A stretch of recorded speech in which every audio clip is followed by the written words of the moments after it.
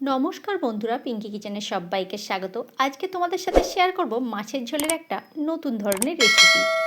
ভিডিওটা কেউ স্কিপ না করে সম্পূর্ণ দেখার অনুরোধ রইল বন্ধুরা। তার জন্য দেখো 3 পিস এখানে রুই মাছ নিয়ে নিয়েছি, আর নিয়েছি আলু, পটল।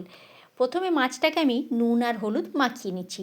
পটলগুলোকে লম্বা লম্বা করে কেটেছি এখানে, আর আলুগুলোকেও লম্বা আকারে কেটে নিয়েছি। এবারে গ্যাসের মধ্যে কড়াই বসিয়ে তেল আমি গরম করতে দিয়ে দিয়েছিলাম।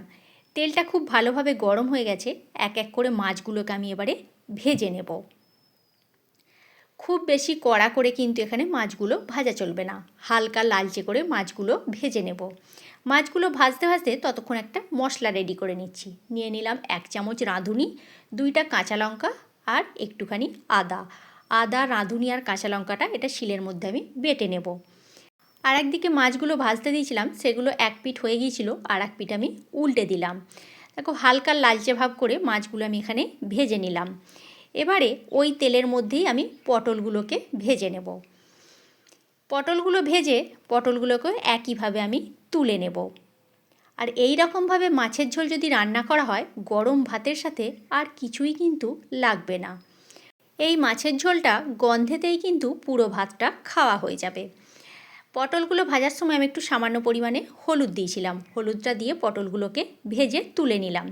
পটলগুলো ভেজে নেওয়ার পর সামান্য পরিমাণে একটু সরিষার তেল আমি এখানে অ্যাড করছি।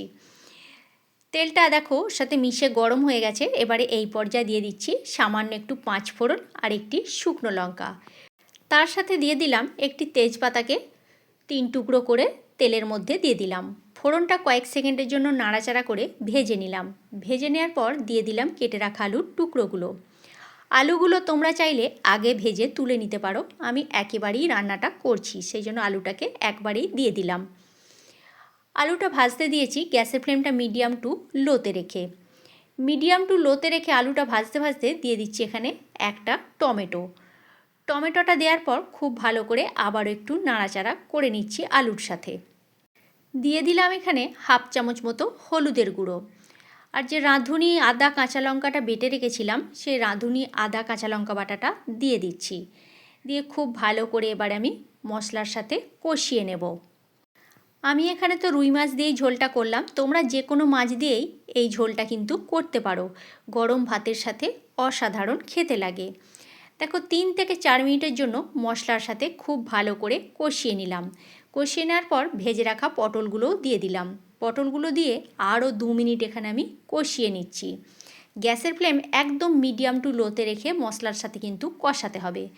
কষিয়ে নেওয়ার পর দিয়ে দিচ্ছি জল। বেশ কিছুটা পরিমাণে আমি এখানে জল দিয়ে দিলাম আলুটা সিদ্ধ হওয়ার জন্য।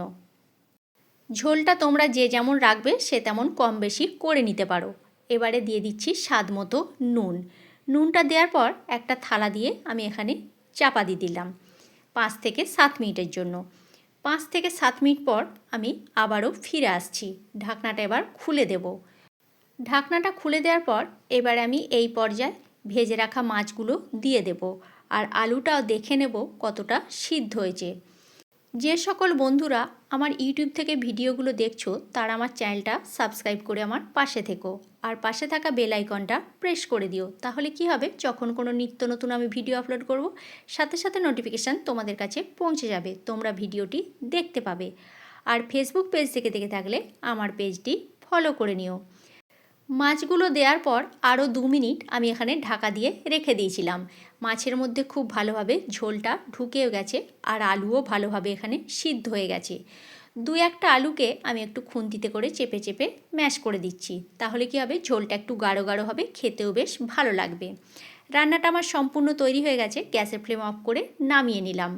আজকের মতো তাহলে এইখানেই, নেক্সট ভিডিওতে দেখা হচ্ছে।